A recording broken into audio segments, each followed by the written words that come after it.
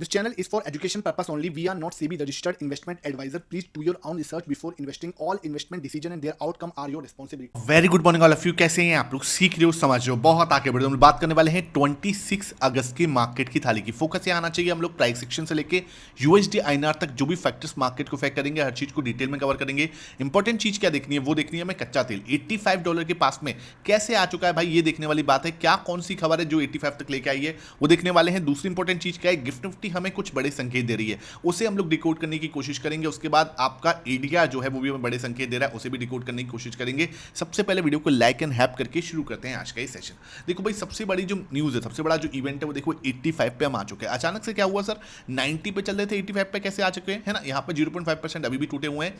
दिखने वाली क्या बात है, हम अगर इसको समझने की कोशिश करें तो ये ट्रम्प का एक बयान आया जहां पे क्या है, सिचुएशन जो है और बेटर होती हुई नजर आई है। बेटर ऐसा नहीं कि यूएस और ईरान के बीच में कोई बातचीत हो रही है, नहीं। इसमें क्या हो रहा है, यूनाइटेड स्टेट जो है नेवी दैट माइंस जो है, जो बिछा रखी थी कहां पर, स्टेट ऑफ हार्मुस से, वो पूरा जो है माइंस जो है रिमूव कर दी गई है, ठीक है। उनको बिल्कुल शांत कर दिया गया, खत्म कर दिया गया। ये दावा किया है किसने, ट्रंप ने, कि भाई हमने क्या करा है, जो भी स्टेट ऑफ हार्मुस के अंदर माइंस बिछा रखी थी वो खत्म हो चुकी हैं। अब ये दावा कितना सच है कितना नहीं है ये पता नहीं है, ठीक है। उसके बाद उन्होंने बोल दिया है कि ईरान में आगे कोई भी माइंस, न्यू माइंस जो है अगर वो बिछाता है तो वो इमीडिएटली सिस्टमेटिक जो तरीके से डिस्ट्रॉय कर दी जाएंगी। तो ये बात जो है कहां से निकल के आई है, ट्रंप की साइड से ये बात बोलती हुई नजर आए। और उसके बयान के बाद में ये जो है आपका कच्चा तेल थोड़ा सा मतलब जैसे बोले ना शांत हुआ, $85 के पास में आया है। चलो ठीक है। गोल्ड एंड सिल्वर में क्या चल रहा है, गोल्ड आपका लगभग $4700 पे दिख रहा है। शानदार तेजी बन रही है भाई गोल्ड के अंदर, कहीं कोई दिक्कत वाली बात नहीं। और ये बात हमने शाम को गोल्ड के एनालिसिस के टाइम पर मैंने आपके साथ में बहुत ही अच्छे से डिटेल में की है। बिटकॉइन और गोल्ड का एनालिसिस रात को 9 बजे किया था, जाके एक बार चेकआउट कर लो, मजा आ जाएगा। बात करते हैं सिल्वर की। सिल्वर आपका $68 पे है। इसका मतलब क्या भाई, देखो $68 पे क्या है, मैं आपको बोल रहा हूँ क्या है, ये थोड़ा सा टाइम पास कर रहा है। क्या 68 से लेके 70 के बीच में मेन जो रजिस्टेंस है ना, उसका आप मान के चलो 71 से लेके 72 के बीच में, जहां पे जाके एक रजिस्टेंस जो है फेस कर सकता है सिल्वर। ये बात आपको थोड़ा समझ के चलना है, और मैंने आपको चार्ट पे भी दिखाया है और वहां पे भी, ठीक है। डाउ में देखो तो 160 पॉइंट की तेजी बनी। एसएनपी के अंदर देखो लगभग 0.32% जो है एसएनपी भागा। नेस्डेक के अंदर भी कल तेजी बनी। एनवीडिया का रिजल्ट आ जाना है, देखते हैं भाई क्या रिजल्ट आता है। रसेल 2000 के अंदर भी आपको 0.5% के आसपास की तेजी है। तो देखो यूएस मार्केट के अंदर जो है शानदार तेजी बनती हुई नजर आ रही है। रीजन क्या है, रीजन है इनकी जो आपकी यहाँ पे आप देखेंगे बॉन्ड यील्ड है, 10 ईयर बॉन्ड यील्ड आप देखोगे तो वो कहाँ पे चली गई, ये देखो आपके सामने 4.63 पे। भाई क्या हो रहा है, 4.71 का इसने हाई बनाया। कल हम शाम को जब देख रहे थे तो 4.65 थी, और अब कहाँ जा चुकी है, 4.63 पर। तो इसकी वजह से यहाँ पे थोड़ा सा क्या है, जश्न का माहौल है भैया, कि हाँ सिंपल सी बात है, इसका नीचे आना इक्विटी मार्केट के लिए बहुत अच्छा है, ठीक है। और मैं आपको बार बार बोल रहा था कि अगर ऊपर रहेगी तो ज़्यादा देर मार्केट जो है ऊपर भागने में दिक्कत करेंगे, और वहीं पर दिखता रहा। अब मार्केट आपके सामने क्या हुआ, जब ये नीचे आए तो एकदम से आपको एक जैसे बोलते हैं सेलिब्रेशन करते हुए नजर आए, ठीक है। उसके बाद बात करते हैं गिफ्ट निफ्टी की। भाई गिफ्ट निफ्टी इस समय कहां पे दिखा रहा है, देखो 24,533 पर दिखा रहा है, समझ लो, मतलब बहुत बड़ा जैसे बोलते हैं मूव यहां पे दिखा रहा है। अभी वैसे देखोगे तो 53 पॉइंट के आसपास जो है ऊपर है।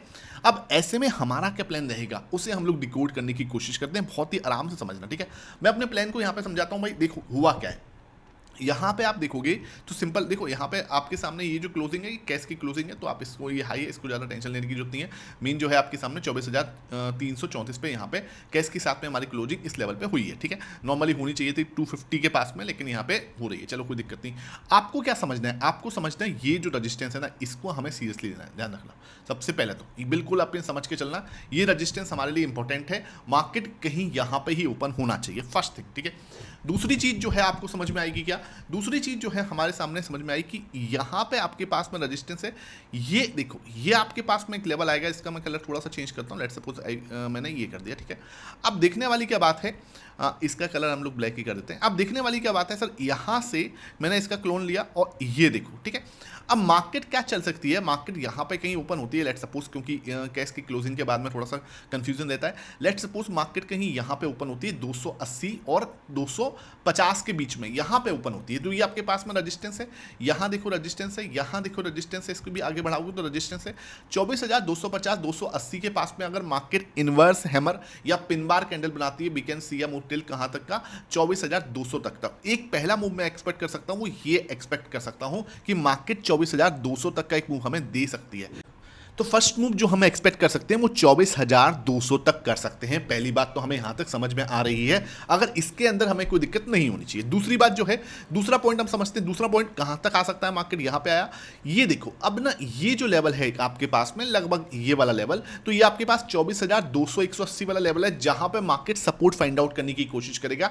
सेकंड मूव में यहां पे अगर मार्केट कुछ बुलिश एंगल्फिंग बनाता है, यहां पे कुछ आपको इस तरीके के, देखो ये परफेक्ट तो नहीं है लेकिन बुलिश एंगल्फिंग, और मैंने आपको एग्जैक्टली यहीं पे बोला था मार्केट के अंदर, देखो ये आपके सामने आरएसआई डाइवर्जेंस सेटअप बना था हमारा, ये अप ट्रेंड पे बना और शानदार यहां से ही मूव आया था। अब देखो अगर मार्केट यहां पे 24,200 पे सपोर्ट लेती है, we can see a move till कहां तक का, फिर हम कहां तक का मूव एक्सपेक्ट कर सकते हैं, सीधा सीधा हम यहां पे 24,360 और 380 तक का मूव हम यहां पे एक्सपेक्ट कर सकते हैं। ये बात बिल्कुल क्लियर होनी चाहिए, किसी को इसके अंदर डाउट नहीं होना चाहिए, मार्केट कैन डू दिस, ठीक है, क्लियर है।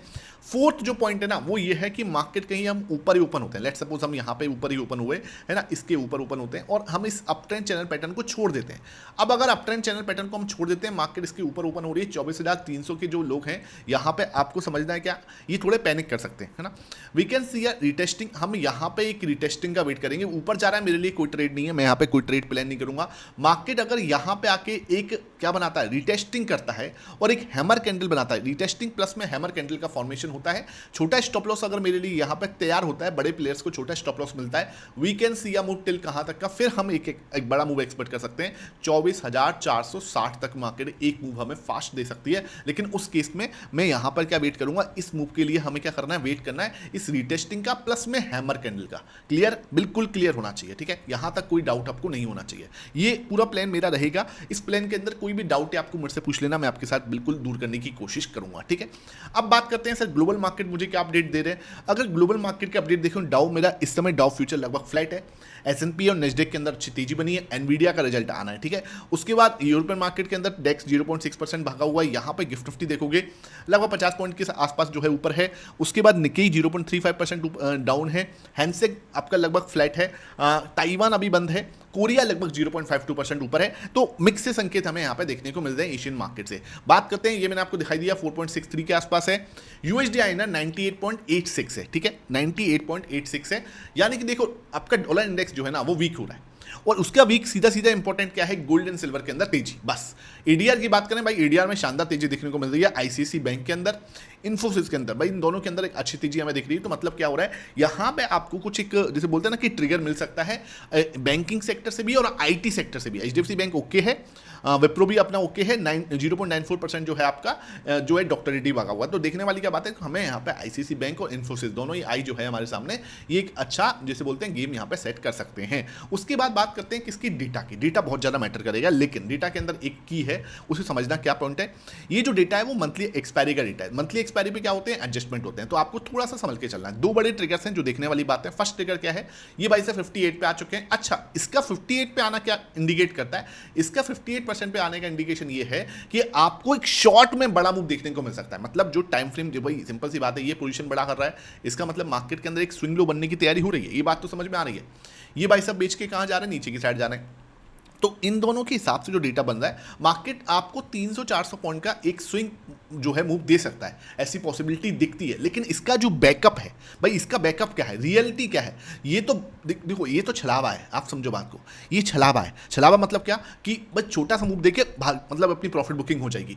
लेकिन मेन जो बड़ा जो ट्रिगर है वो आएगा यहाँ से, और ये भाई साहब क्या कर रहे हैं, ये प्रॉफिट बुकिंग कर रहे हैं। 4.13% इन्होंने कल भी बेचा है। अब मेन मुद्दा यहाँ से यह आ रहा है कि इनकी पोजीशन इतनी डाउन क्यों हो रही है। चलो अब जो है मंथली एक्सपायरी निकल चुकी है, मंथली एडजस्टमेंट हो चुके हैं, अब हमें आने वाले 3 दिन में इनकी पोजीशन को बहुत क्लोजली ऑब्जर्व करना है कि भाई ये लोग जो है ना, ये कैसे भी करके 75% के ऊपर जाते हैं तो हमारे लिए एक बेस बन सकता है। अदरवाइज तो भैया क्या होना चाहिए, ये 75 के ऊपर नहीं जा रहे तो एफआईएस की खरीदारी आनी चाहिए। एफआईएस भी नहीं खरीदारी कर रहे तो मार्केट के अंदर ये जो मूवमेंट आ सकती है आने वाले दिनों में, वो एक छलावा हो सकती है। अगेन मैं वार्न कर रहा हूं, अगर पोजीशन बड़ी नहीं होती है किसकी, या तो डीएस की पोजीशन बड़ी होनी चाहिए या एफआईस की पोजीशन बड़ी होनी चाहिए। इन दोनों प्लेयर्स की पोजीशन बड़ी नहीं होती तो मार्केट जो छोटा मोटा मूव एक देता है वो एक छलावा हो सकता है। पॉसिबिलिटी, प्रोबेबिलिटी, इससे ज्यादा कुछ भी नहीं। ये एक एनालिसिस है और आपको इसको एनालिसिस के पर्पज से ही देखना है। I am not SEBI registered, तो आपको किसी भी तरीके की बाई सेल रिकमेंडेशन यहाँ पे नहीं दी जाती। बात करते हैं यहाँ पे कैश मार्केट की। कल हम कैश मार्केट डेटा अपडेट नहीं हुआ था, देखो भाई 1593 करोड़ के आसपास की खरीदारी की इंडेक्स फ्यूचर में,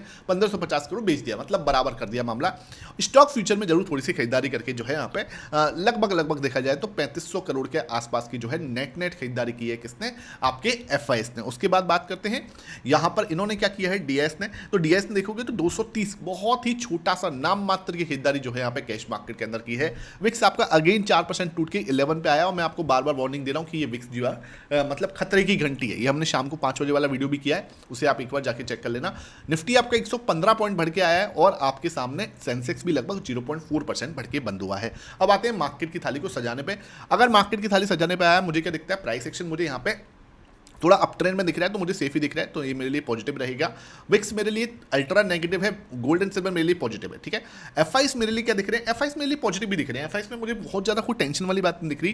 भाई नीचे के लेवल पे है, चलो ठीक है, अभी इसको वेट एंड वॉच ही रखते हैं ना, बहुत ज़्यादा टेंशन लेते हैं। डीएस मेरे लिए नेगेटिव है भैया, मैं हालांकि 65% पे स्टिल ये नेगेटिव लिख रहा हूँ मैं। प्रो मेरे लिए पॉजिटिव है, ठीक है, अभी खरीदारी कर ही रहे हैं। कच्चा तेल मेरे लिए अब वेट एंड वॉच पे आया है 85 पे। पुटको रेशियो वेट एंड वॉच है 1.11 है। पी रेशियो पॉजिटिव है। यूएस मार्केट भाई पॉजिटिव रहा है कल की डेट में तो अच्छा खासा। और यहाँ पे Asian market wait and watch ही दिख रहा है, यूएसडी आईएनआर नेगेटिव है। यहाँ पे हम लोग देखें तो 3 नेगेटिव टिकर निकल के आते हैं, यहाँ पे हमारे सामने 6 पॉजिटिव टिकर हैं और 4 वेट एंड वॉच वाले टिकर हमारे सामने निकल के आते हैं। आई होप ये वीडियो पसंद आई हो। वीडियो पसंद आई है लाइक करना, शेयर करना। Thank you for watching this.